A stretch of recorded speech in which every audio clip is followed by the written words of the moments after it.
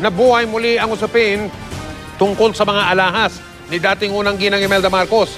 Balak daw na ipa-exhibit kasi yon ng Presidential Commission on Good Government o PCGG, tutol naman si Ginang Marcos. At naghihinala siya na baka palitan daw yung mga alahas na balak ipakita sa mga tao o sa publiko.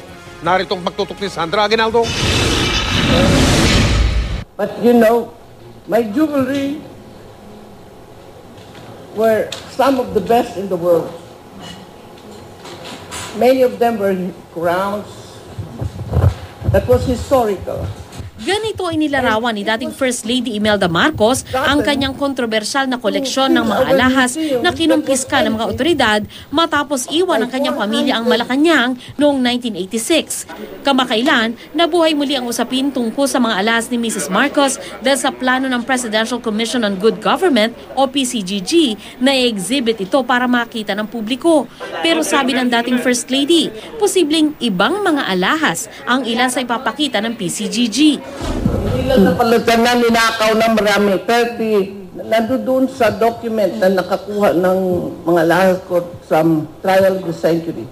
We had 36 suitcases of Louis Vuitton, of jewelry.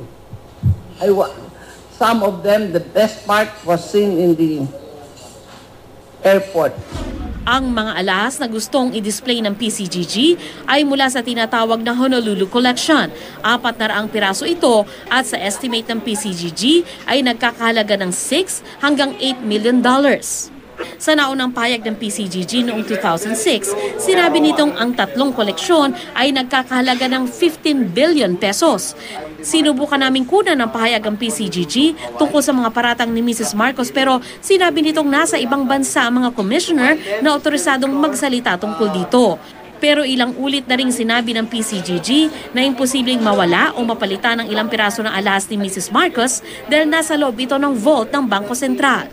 Bukod sa usapin ng alahas, sinagot din ni Mrs. Marcos ang lumabas na ulat tungkol sa umunay pag-gate crash niya sa White House sa Amerika noong dekada 70. Nakasaad ang ulat sa inilabas ng grupong WikiLeaks na report ni nooy US Secretary of State na si Henry Kissinger sa Embahada ng Pilipinas noong 1976.